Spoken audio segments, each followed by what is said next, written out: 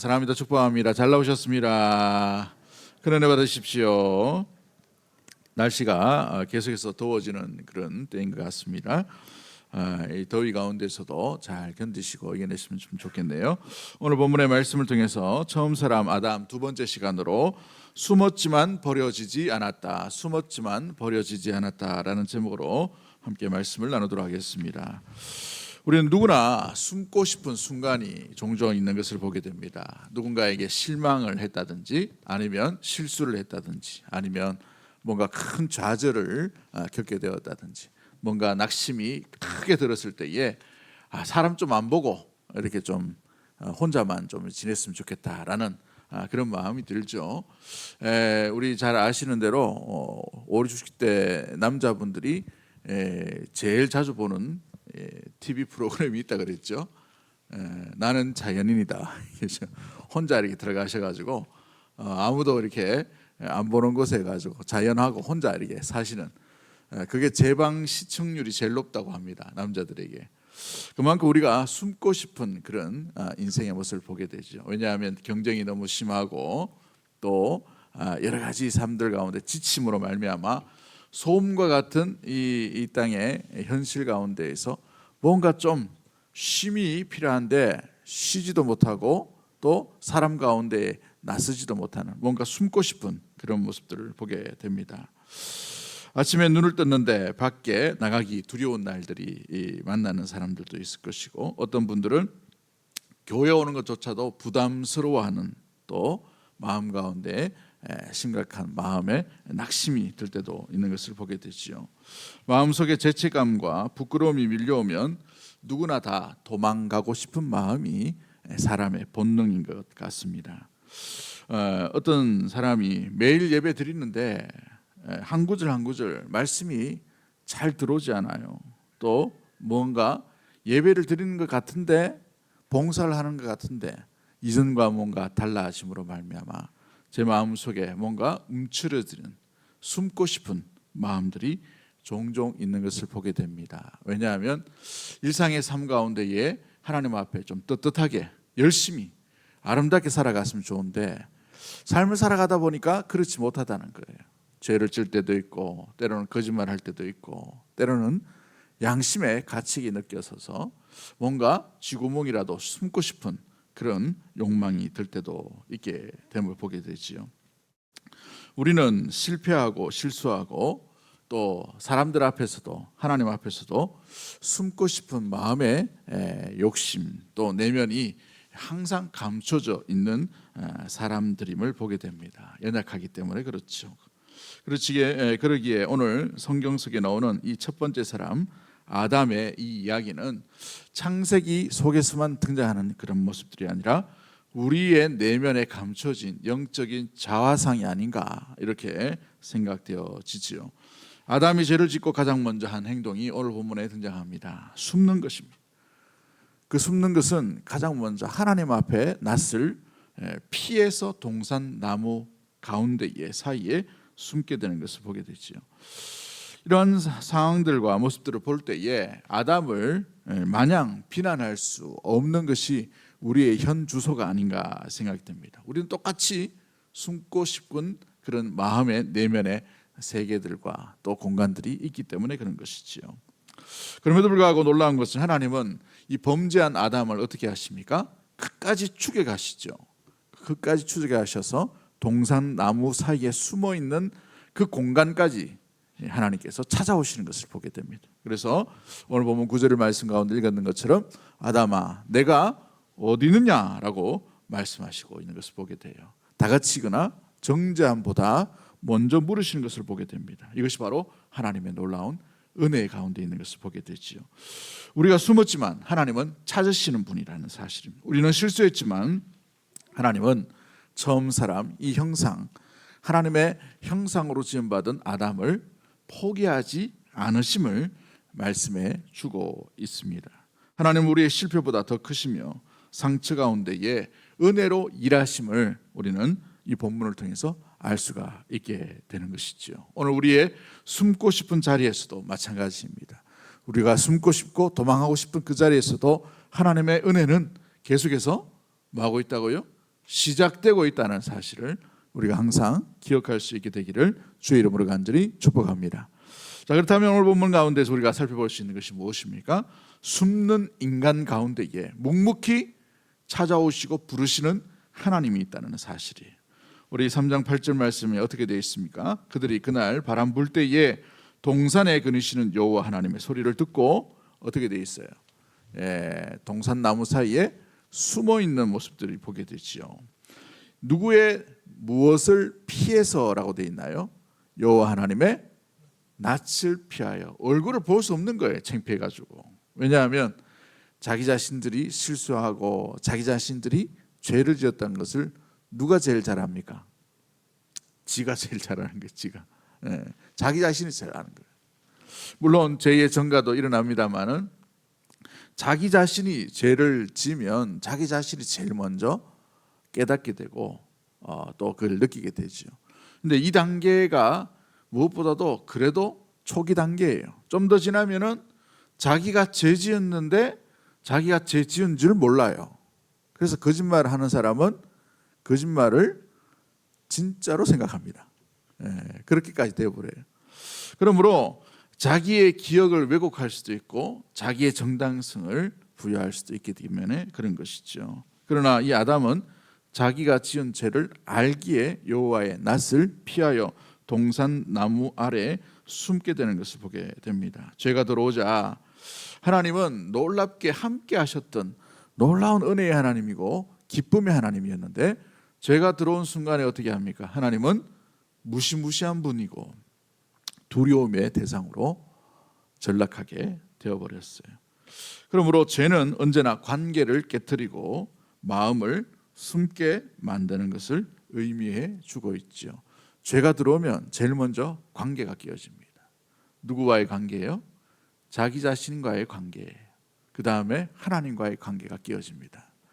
자기 자신은 하나님 앞에 또 자기 자신은 기쁨 가운데 죄를 모르고 살다가 죄가 들어오고 난 뒤에부터는 숨는 인생으로 나아가게 되고 하나님 앞에도 나아가지 못하게 되는 그런 모습들을 띠게 되는 것이죠. 그러한 아담을 향해 하나님은 고함치거나 정죄하지 않으셨어요. 그 대신 조용히 질문 하나를 던지시죠. 아담아, 내가 어디에 있느냐? 뻔히 아시고 계셔요. 그 숨어 있는 걸 알고 있는데 아담아, 내가 어디 있느냐? 오늘 이 설교 말씀을 들으면서 이 질문 하나만 잘 한번 생각했으면 좋겠어요. 나는 어디 있는가? 아담아, 내가 어디 있느냐? 이 질문, 하나님의 질문을 우리 인생 가운데 다시 한번 우리 스스로도 한번 새겨봤으면 좋겠어요. 이 창세기 3장 9절 말씀이죠. 이것은 위치를 묻는 것이 아닙니다. 이것은 존재의 질문이고 관계의 질문이에요. 내가 어디 있느냐라는 말씀 속에 무슨 뜻이 담겨져 있습니까? 너 왜 거기까지 가버렸냐? 그죠? 선 넘지 말라고 그렇게 했는데 왜 거기까지 갔냐? 왜 넘어버렸냐? 나와의 사이에 뭔가 막혀 있는 것이 뭐냐? 라는 것을 질문하는 것이죠.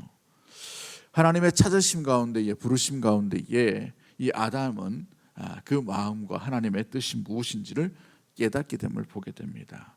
하나님을 찾을 수도 없고 하나님과 동행할 수도 없고 하나님께 가까이 갈 수도 없는 이게 바로 죄의 본질이라는 사실이지요. 어느 신학자는 이렇게 말합니다. 하나님은 우리를 찾기 위해 오셨고 우리가 감추려 하는 가장 어두운 곳에서조차 여전히 나와 함께 하겠다라고 하신다라고 되어 있어요. 하나님은 가장 어두운 그곳까지 찾아오신다는 거예요. 그래서 가장 어두운 그곳, 이 땅 가운데 하나님의 아들이신 예수 그리스도께서 오신 줄 믿습니다. 낮고 천한 그곳 마구간까지 내려오신 거예요.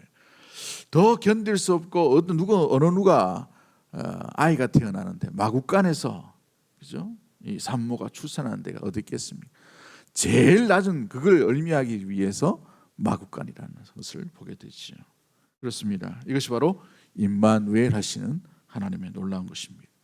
우리는 주님 앞에 숨으려고 하지만 하나님은 끊임없이 믿음의 형상, 하나님의 형상인 믿음의 성도를 추격하시고 찾아오시고 또 함께하기를 원하시는 놀라운 은혜의 하나님인 줄 믿습니다. 시편 139편 7절과 8절 말씀에 아주 유명한 말씀이 있죠. 내가 주의 영을 떠나 어디로 가며 주의 앞에서 어디로 피하리까? 내가 하늘에 올라갈지라도 거기 계시고 수월에 내 자리를 펼지라도 거기 계시나이다 라고 말합니다. 하나님은 우리를 찾으시는 분인 줄 믿습니다. 하나님이 찾으실 때에 저와 여러분은 어디에 있습니까? 동산 나무 아래에 숨어 있는 자입니까? 아니면 주와 함께 기쁨의 아름다운 동행을 하고 있는 현실과 자리인가요? 우리의 모든 삶 가운데에서 물론 형편에 따라서 다를 수도 있겠지만 주님과 함께 기쁨의 자리에서 주님의 부르심과 주님과 놀랍게 동행함이 나타나는 우리 사랑하는 대구동성의 모든 가족들이 되기를 주의 이름으로 간절히 축복합니다. 두 번째 우리가 기억해야 될 것이 무엇입니까? 이 범죄한 아담에게 하나님은 가죽 옷으로 입히시는 은혜의 귀한 드라마를 쓰신다는 사실이지요. 아담과 하와는 하나님 앞에 숨었고 죄의 대가로 말미암아 동산에서 쫓겨났다는 것을 우리가 잘 압니다. 그러나 여기에서 끝이 아니라 그냥 내쫓으신 것이 아니라는 것을 보게 되지요. 가장 먼저 가죽 옷을 입히시고 보내십니다. 이 짧은 구절 안에 하나님의 은혜가 얼마나 대단한 것인지가 담겨 있어요. 창세기 3장 21절 말씀에 여호와 하나님이 아담과 그의 아내를 위하여 뭘 입혀주셨다고 되어 있습니다. 가죽 옷을 지어 입히시니라라고 되어 있어요. 이들은 스스로 부끄럽고 창피해서 뭘 걸쳤습니까? 무화과 나무 잎을 걸치죠. 나무 잎으로 걸칩니다. 임시적이고 임시 방편에 바람만 불면 다 날아가 버릴 수 있는 나뭇잎으로 자기 몸을 숨겼어요. 임시방편이라는 거예요. 부끄러움을 임시방편으로 가린다는 건 가릴 수가 없다는 것을 의미하고 있죠. 그러나 그들의 수치, 그들의 죄악을 하나님께서 가죽 옷을 지어서 입히시는 것을 보게 됩니다. 하나님은 더 깊은 치유와 보호를 위해 직접 옷을 지어서 입히셨다는 사실을 의미해 주고 있죠. 하나님의 마음은 단 하나입니다. 포기하지 않았다는 거예요. 이 범죄한 이 인생, 하나님의 형상인 이 아담과 하와를 절대 포기하지 않기 위해서 가죽 옷이라는 이 표현 가운데에 그들에게 이 옷을 지어 주셨다는 사실입니다. 여러분, 이 가죽 옷이라는 것은 우리가 잘 아는 대로 산채로 가죽을 이렇게 벗길 수 있어요, 없어요? 없습니다. 그렇기 때문에 반드시 뭐가 뒤따르게 되어 있어요. 희생과 죽음이 뒤따르게 되어 있죠. 피 흘림이 없이는 이 옷을 지울 수가 없는 것입니다. 아담과 하와의 가죽 옷은 어떤 동물의 희생을 통해서 그들의 수치를 가리게 되고 임시 방편인 그 수치를 온전히 가릴 수 있는 방편으로 만들어 간 것이죠. 이것이 이 가죽 옷이 바로 하나님의 은혜의 방편이라는 사실입니다. 복음의 예표로 아름답게 사용되어 가는 것이죠. 히브리서 기자는 9장 22절 말씀에 아주 유명한 선언과 같은 말씀을 합니다. 우리 같이 한번 읽어볼까요? 시작. 피 흘림이 없은즉 사함이 없느니라라고 되어 있어요. 피 흘림이 없은즉 사함이 없다라는 것이죠. 창세기 3장의 가죽 옷의 장면은 확연히 이 본문과 연결되는 것을 보게 됩니다. 하나님은 죄를 사하시기 위해 희생을 준비하셨는데 그 희생의 궁극적인 성취는 누구를 통해서 이루어집니까? 예수 그리스도를 통해서 온전히 이루어지게 되었죠. 로마서 5장 17절 말씀 우리 한번 읽어볼까요? 로마서 5장 17절 한 사람의 범죄로 인해 사망이 왕노릇하였은즉 더욱 은혜와 의의 선물을 넘치게 받은 자들은 한 분 예수 그리스도로 말미암아 생명 안에서 왕노릇하리로다. 아담으로 인하여 죽음이 들어왔습니다. 그러나 예수님으로 인하여서 그 생명이 온전히 회복된 줄 믿습니다.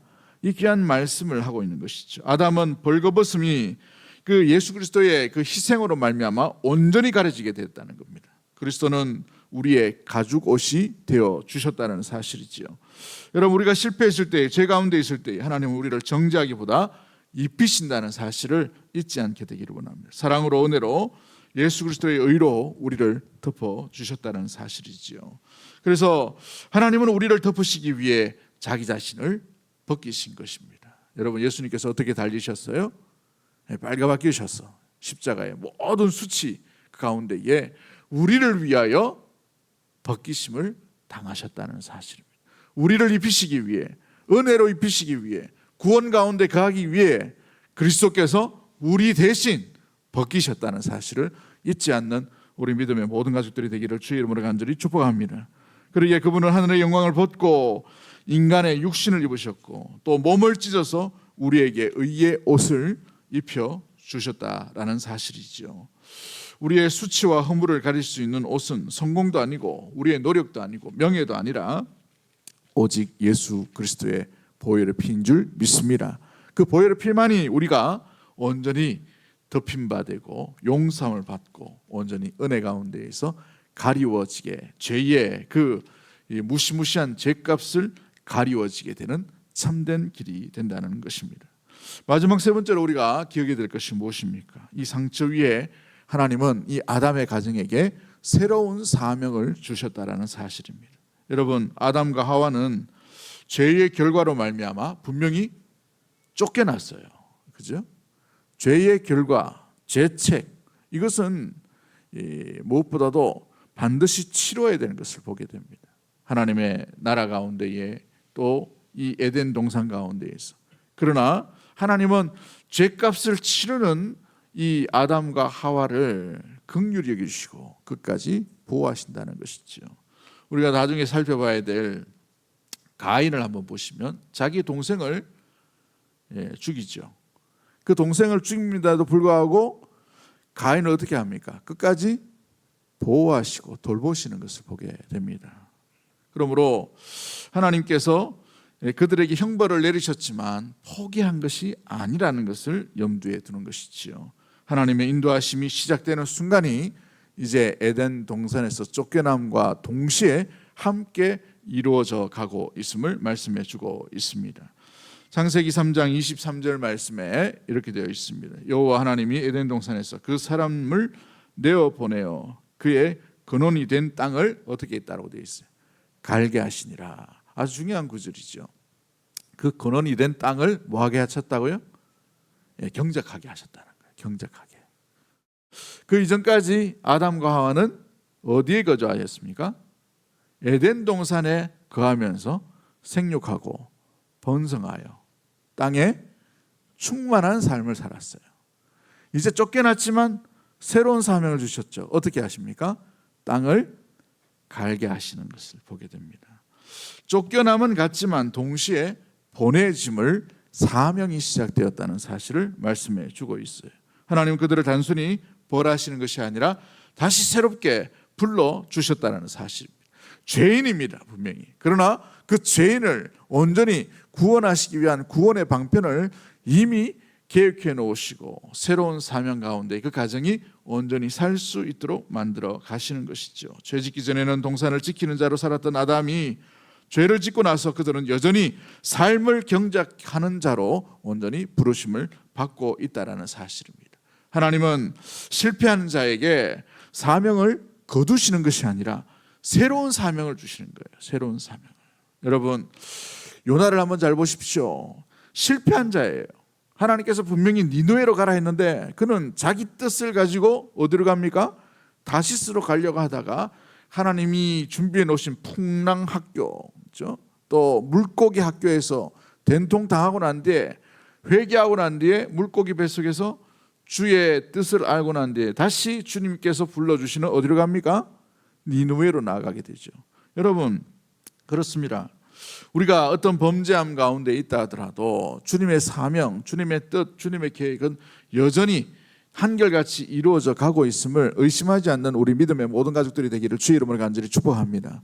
물론 방법과 또 방향은 어찌 보면은 좀 이렇게 수정하실 수가 있어요. 그러나 궁극적인 모습은 하나님의 나라의 줄 믿습니다. 구원인 줄 믿습니다. 그러므로 주님께서 놀랍게 세워나가시는 그 하나님의 놀라운 은혜, 그 구원의 계획들을 의심하지 않는 우리 믿음의 모든 가족들이 되어야 될 줄 믿습니다. 상처 그대로 끝나는 인생이 아니라 상처를 딛고 다시 사명자의 삶으로 시작할 수 있음을 말씀해 주고 있는 것이지요.